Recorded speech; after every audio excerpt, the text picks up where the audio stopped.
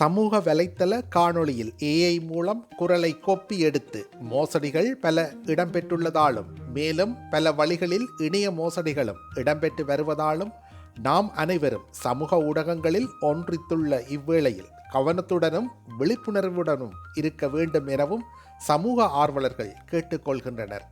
ஒருவருக்கு திடீரென ஒரு அழைப்பு வருகிறது. அதில் அவருக்கு நெருக்கமானவர்கள் தாங்கள் ஒரு அவசரத்தில் சிக்கிக் கொண்டதாக கூறி பணம் கேட்கிறார்கள். உடனடியாக அவர் உதவுவாரா மாட்டாரா? கண்டிப்பாக உதவுவார்கள்.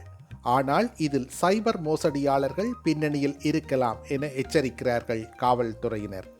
அதாவது மோசடியாளர்கள் ஒருவரது குரலை குளோன் செய்து அவர் குரலை பேசுவது போல அவருக்கு நெருக்கமானவர்களிடம் பேசி பணத்தை முறைகேடு செய்வார்கள் என்கிறார்கள். பொதுவாக அமெரிக்காவில் இந்த குற்றங்கள் அதிகம் நடந்துள்ளதாகவும் பேரப்பிள்ளைகள் பேசுவது போல முதியவர்களிடம் பேசி பணம் பறிக்கப்பட்டிருப்பதாகவும் கூறுகின்றன தரவுகள். இந்த குரல் பதிவுகள் எங்கிருந்து கிடைக்கின்றன என்பதுதானே உங்களுக்கு கேள்வி. சமூக வலைத்தளத்தில் ஒருவர் பதிவிடும் வீடியோக்களில் இருந்தும் குரலை பதிவு செய்வதுதான் இந்த மோசடி நடப்பதாக கூறப்படுகிறது. அதாவது செய்யறிவுக்கு ஒரு குரல் பதிவின் 3 வினாடிகள் போதும். அதனை குளோன் செய்து அதே குரலில் பேசுவதற்கு முடியும் என்கின்றன தகவல்கள். அது மட்டுமல்லாமல் பெரும்பாலானவர்கள் சமூக வலைத்தளங்களில் தங்களது வீடியோக்களை பதிவு செய்திருப்பதால் குரல் பதிவு பெறுவது அவ்வளவு ஒன்றும் கடினமில்லை என்றும் கூறப்படுகிறது. இந்த மோசடி இந்தியாவில் எப்படி நடக்கிறது என்றால், காவல்துறை அதிகாரி என்று ஒருவர் செல்போனில் அழைத்து பேசுவார். உங்களுக்கு தெரிந்த நபரின் பெயரை சொல்லி அவர் விவரத்தை ஏற்படுத்தி இருப்பது போன்ற ஏதோ ஒரு அவசரத்தில் சிக்கியிருப்பதாக கூறி அவரிடம் போனை கொடுக்கிறேன் என்பார். உடனடியாக அந்த செய்யறிவு குளோன் குரல் பேசும். அது பெரும்பாலும் அழுது கொண்டே பேசுவதால் சந்தேகம் எழாது. இதனால் யாருக்கும் சந்தேகம் வராது.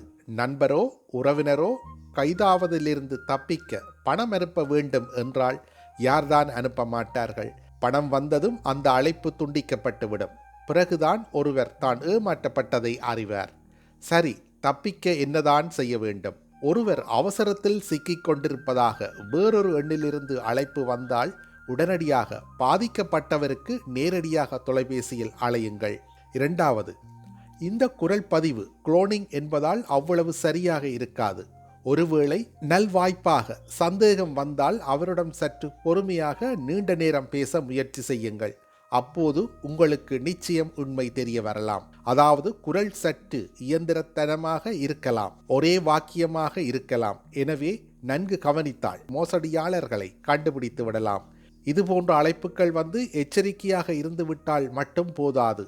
இதுபோன்ற மோசடி அழைப்புகள் வந்தால் முறைப்பாடு அளித்து மற்றவர்களையும் காப்பது நமது கடமைதான்.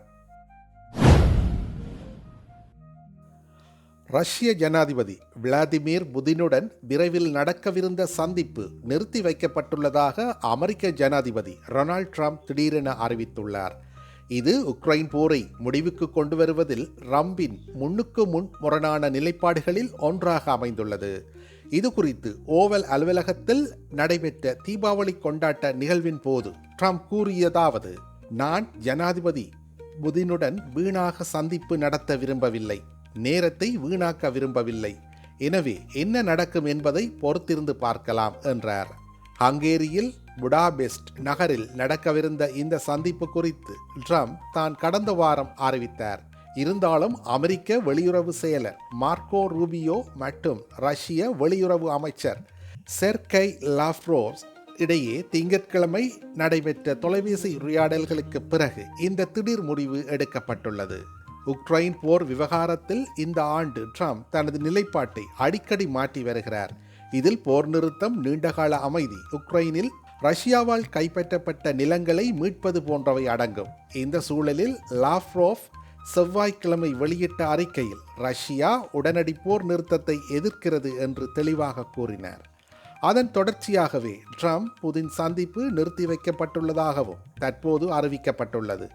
ஐரோப்பிய தலைவர்களை திருப்திப்படுத்துவதற்காகவும் இந்த சந்திப்பு ஒத்திவைக்கப்பட்டிருக்கலாம் என்றும் கருதப்படுகிறது.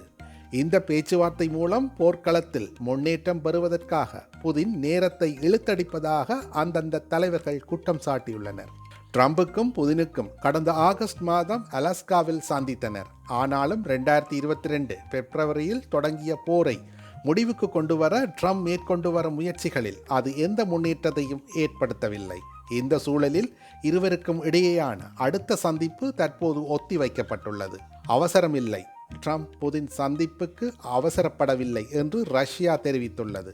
இது குறித்து ரஷ்ய ஜனாதிபதி மாளிகை செய்தி தொடர்பாளர் டிமிட்ரி பொலஸ்கோவ் கூறுகையில், இதுபோன்ற சந்திப்புகளுக்கு முன்கூட்டியே தயார்படுத்திக் கொள்ள வேண்டும் என்றார். ட்ரம்ப் சந்திப்பு குறித்து வரும் நாட்களில் முடிவெடுக்கப்படும் என்று அவர் தெரிவித்தார். இதற்கிடையே உக்ரைன் அதிபர் வெலோதிமிர் ஜெலன்ஸ்கி டெலிகிராமில் கூறியதாவது, இந்த போரை முடிவுக்கு கொண்டு வர வேண்டும்.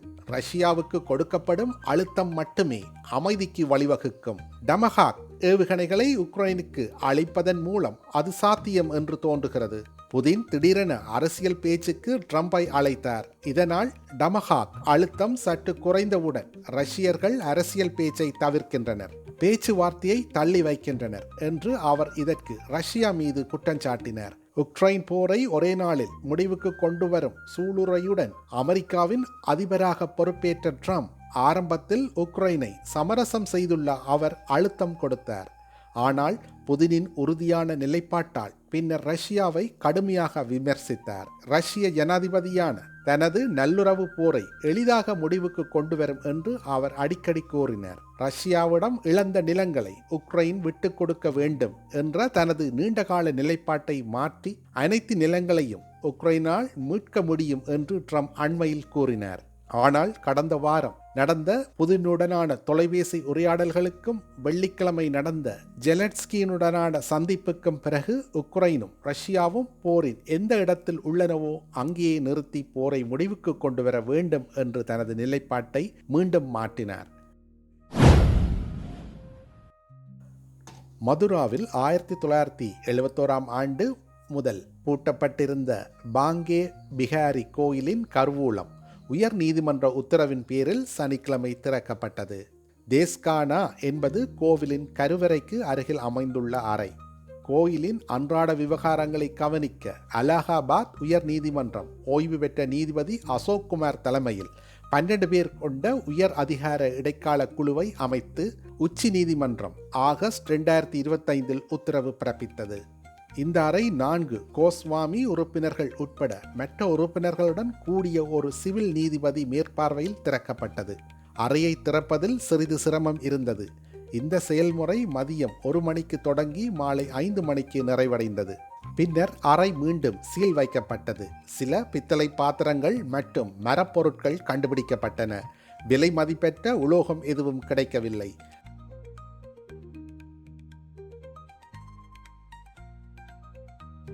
செய்திகளை உடனுக்குடன் தெரிந்து கொள்ள உடனே சப்ஸ்கிரைப் செய்து பெல் பட்டனை கிளிக் பண்ணவும்.